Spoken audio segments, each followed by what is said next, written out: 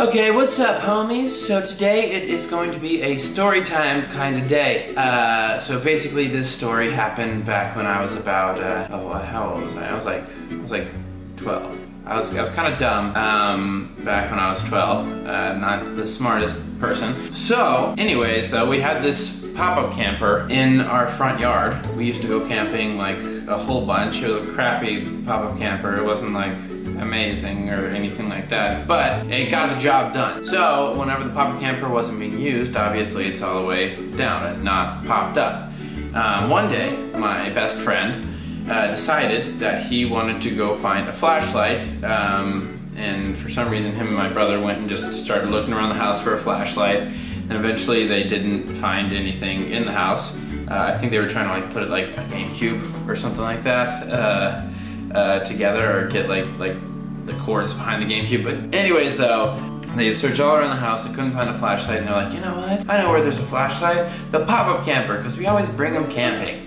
And they're like, oh sweet, let's go out and check. And me, overhearing this, was like, oh, I'll go help them get the flashlight, okay.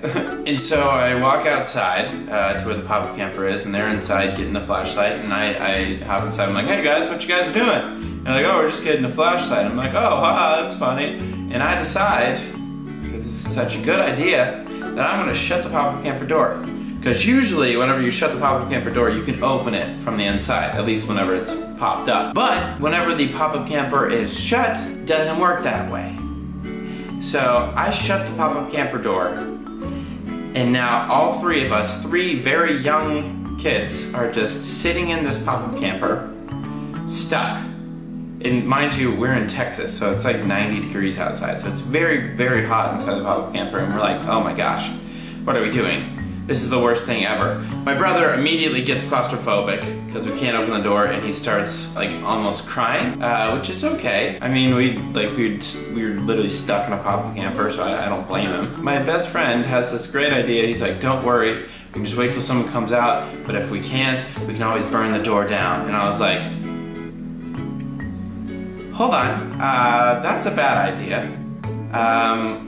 We're gonna die if we do that, because it's gonna light the whole thing on fire. Not just the door. Like, we're literally gonna have a gigantic fire in our front yard and die from it if we light it on fire. So let's just wait it out. My grandma's coming home, and my mom and dad are gonna be home in like 3-4 hours. I'd rather wait that long and die from fire. He's like, okay, you know, that's probably a good idea. I was like, another thing that we could probably do is freeze the hinges with the fire extinguisher. Thinking about it now, I definitely am very glad we did not do that, because if we had froze the hinges with the fire extinguisher, literally the entire compartment would have been filled with, like, I don't even know what's in a fire extinguisher, but all of that, it would be stuck inside of the pop-up camper, and we would be stuck in there with it.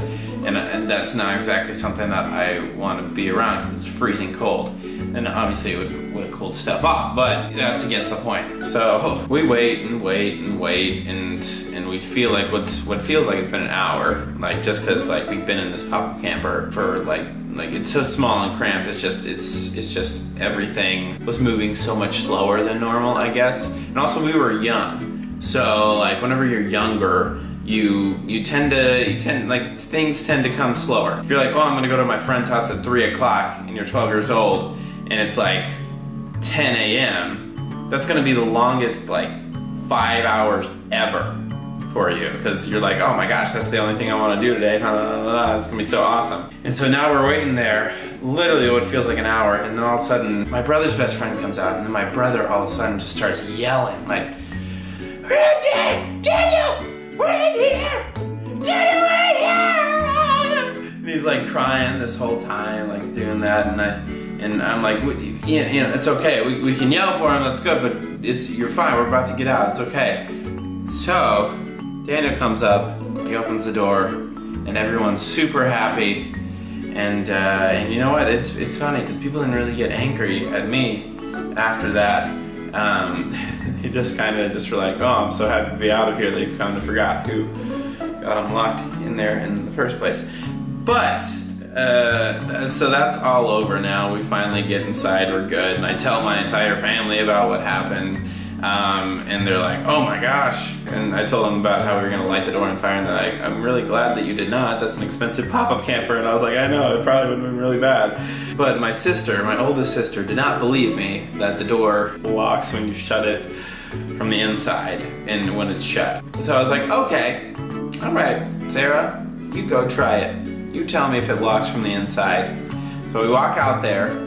I'm with my dad, showing them all that stuff. She gets in, shut the door. She's like, see, watch. It can't open the door. I'm like, ha, I should leave you in there for 5 minutes, not believing me. She's like, come on, open the door.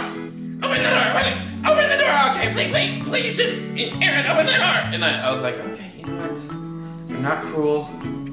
You didn't believe me, but ha, I could have died in there. Realistically, I wouldn't have died in there. Like my mom literally would have been freaking out until she found me. So I'm sure I would have been fine, unless I just didn't say anything at all.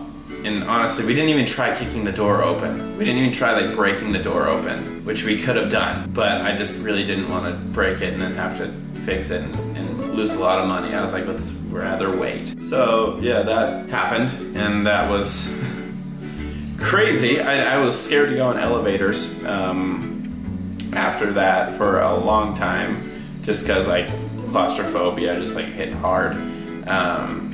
But yeah, so that was my story about getting stuck in a pop-up camper. Don't do it. It's not fun. It's cramped, it's small, and it's just not fun. But it can make for a funny story in the future. And also if your brother cries, it can be pretty funny in the moment too. I'm sorry, Ian, if you're watching this, but it was really funny. I know it was like a traumatizing experience for all of us, but like it was really funny. It was really funny. Anyways, guys, I hope you enjoyed the video. If you did, feel free to like, subscribe, and comment. That would be awesome. Remember to follow me on Instagram and turn on my post notifications. That would be amazing. I post on there all the time.